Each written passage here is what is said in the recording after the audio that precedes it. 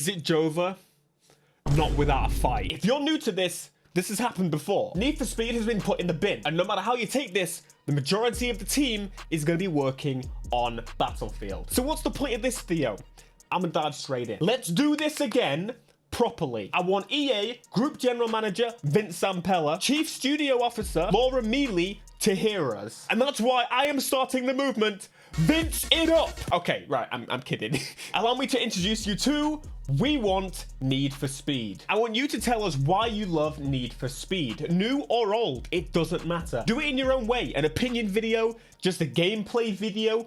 Give us some commentary. Do some pictures in the game. Cinematography, a story via a tweet. Tag anything and everything you create related to this with hashtag WeWantNFS. And let's be heard again. Also, if you're okay with me using the clip in the future, link in the description, please submit. I don't care where you are, whether you want Need for Speed tomorrow or you want Need for Speed in 5+ years. It doesn't matter. No matter how you look at it, the Need for Speed is being pushed to the side for the sake of Battlefield. And that went well last time, didn't it? Now, Theo, isn't this all a little bit pointless? I would tell you, absolutely not. It has been almost a decade since Craig It Up was a thing, and if you know, you know. This was a huge movement created by the community, and ultimately, we wanted to be heard, putting pressure on EA to give us exactly what we want, putting out issues and ultimately showing our love for the series and telling them where they need to go. 9 years ago, EGX 2013, I decided to go to this event. EGX, it's this tiny little event that just doesn't compare to like the likes of Gamescom or E3. Well, E3 is now dead, but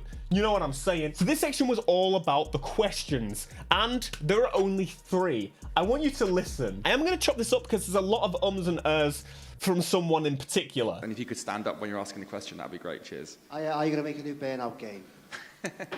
You know, that wouldn't really be my my position to answer. They don't make Burnout! I've got another question just here. Is there going to be a motor bicycle like Need for Speed with bikes?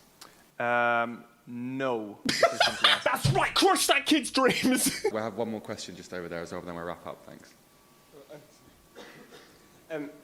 So since Black Box has gone, the progression seems to have died a bit, and I was wondering if it was ever going to come back, as in I get a low-class car and be able to upgrade it to match some of the others. So if I understood the question correctly, if you could have lower tier cars that you could build up and upgrade so they can compete with higher end cars.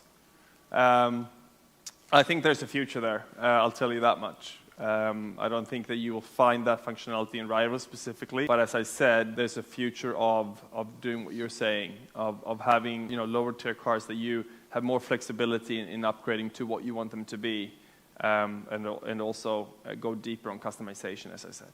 Oh, now you might be wondering, who would ask such a sensible question? Let's punch it. What, is that an afro? We'll have one more question. That's me! That's right!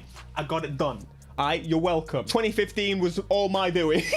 There is tons of this stuff. The community really banded together and really just showed what we are capable of. And this was 10 years ago. I feel like everyone now, it's just bigger.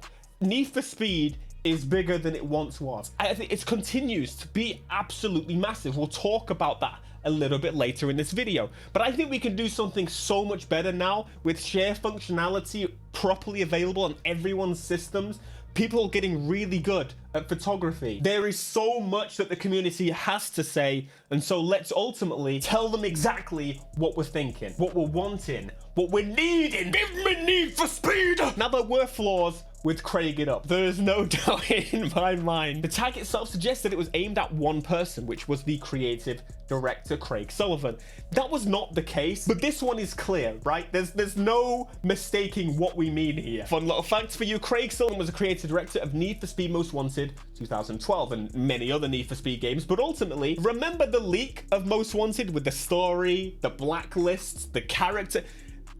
It was going to be a bit different, and Craig Sullivan was at the helm of that. So to have the tag in his name didn't really do it justice, right? But ultimately, the song sounded like it said Craig It Up, so that's why. But in the end, the idea worked, And what did we get from this? Need for Speed 2015. Oh my God. It just does it for me watching this trailer. This was confirmation that we had been heard.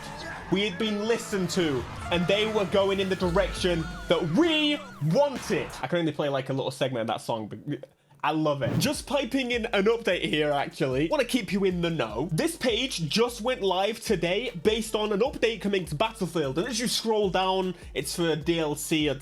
It seems like it. You'll notice along the bottom, some familiar names. Criterion is on there, apparently. Already. And EA Gothenburg? That, my friends, is Ghost Games. Huh. Oh, yeah. Oh. Just to be 100% clear, Ghost Games was closed based on Need for Speed Payback not doing so well. It's actually more to do with the microtransactions that EA implemented. The remaining Ghost staff, some moved to Criterion when that studio was open for Need for Speed, and from emails, a few. I know, I was kind of shocked as well, actually. But yeah, a few. A few also stayed to be a support team in Gothenburg, which was going to focus on the engine, Frostbite. So again, we're talking maybe 10, 20 people at the time. And the remainder, they're now everywhere in different studios and so we have the destruction of one studio and the creation and then push down of another studio for all those people to work on Battlefield anyway. Why did we lose Ghosts? Why? What was the point? Actually, you lost the really great developers, clearly. Okay, that's the update. Now, the rest of this video is mostly directed to our friends at EA. Big shout out to Core for this video, and in particular, this bit that got me so hyped up. While I have lost all hope, I haven't stopped caring, and I don't think that you have either. So we're not gonna talk about how much we care and make small talk in the comment section on videos and on Reddit. We're gonna do it. We're gonna show them how much we care. Remember, we did it once already. I'm reacting to this is my own gameplay.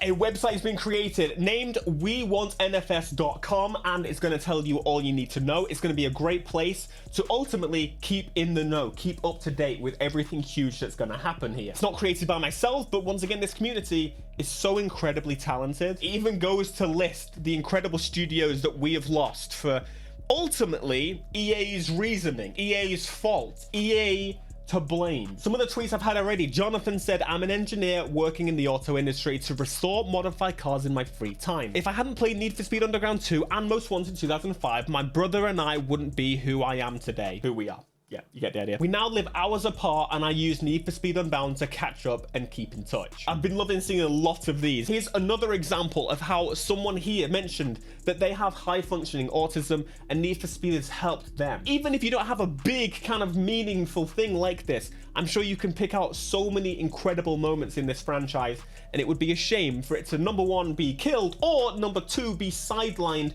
and be worked on by a team of about 3 people to never see the light of day. So please use the hashtag, share your opinions, your thoughts. I have some big plans myself, which I'll be speaking about as we get this going. So let's get serious for a second. EA, what is going on? Can you imagine killing off a super lucrative racing game franchise, if not the biggest selling racing game franchise to exist, for no apparent reason? In all of gaming, it is still one of the most talked about franchises. It's not even in the same league, but for some reason, it's up there with like GTA. When people mention games of their past, GTA, Need for Speed, these FPS games are like a new thing, still relatively. Racing games are just at the core. It's a powerful name and still one of the biggest franchises. Which one is more profitable? Again, game sales are not calculated or reported in the same way anymore, so we can't really track exactly where these are now. However, from what I can find, 2018 was the time where that 150 million figure was first reported, ignoring Need for Speed Heat, which was the most successful launch of a Need for Speed game in the generation. Yes. That's pretty telling, especially when, do you remember that PSN site that leaked the sales? 5 years ago on PS4 alone, these were the sales of these Need for Speed games. That is crazy. This is before Heat and Unbound on top of that. The previous head of the studio literally said, and the games continue to reach tens of millions of players. This franchise has got to be pushing 200 million, making it one of the biggest franchises. Here's a wiki list of the biggest franchises. This puts Need for Speed, if it's still at the 150 million figure, here. The second biggest, Gran Turismo, with only 90 million. I say only, like, don't take me wrong, 90 million is a lot, but like, you know what I'm saying. It feels like a bit of a cycle, doesn't it? EA creates, incredible team. They produce, incredible game. EA gets comfortable, forces a change, fucks up, assign new studio. Incredible team, deliver incredible game. EA force change, fuck up, assign new. And now what? Now my final point I do want to bring up, which is something that's definitely worth mentioning. As part of the original letter, that's this one right here, something interesting is that Criterion will be joining EA Entertainment. Now, I spoke a little bit about this before. This ultimately could mean absolutely nothing because the idea is they're going to be working on Battlefield. The most of EA Entertainment, well, they're now Battlefield Studios. But this could also mean something really, really great because, yes, Need for Speed doesn't really fit in EA Sports, which is the other side of EA. Need for Speed is not a sports game in any measure of the word. It could mean that they're going the complete opposite direction and just going all out, guns blazing, Need for Speed, just craziness compared to what they were a little bit scared of pushing the boundaries before. Because ultimately, Need for Speed is not a sports game. So that could be a good thing. It could be a good sign in one way, but ultimately, I think it's just because of the fact they're working on Battlefield. I could be wrong though. It could be a good thing. But what does that mean for Codemasters? Because Codemasters were assigned to work on Need for Speed, which is in EA Sports. Are they now working on F1 or are they now... What's happening here? They said there's no job losses. I'm calling a little bit of BS. There's still a lot of questions. We're going to find out some answers and we're going to get our Need for Speed. Check out these videos.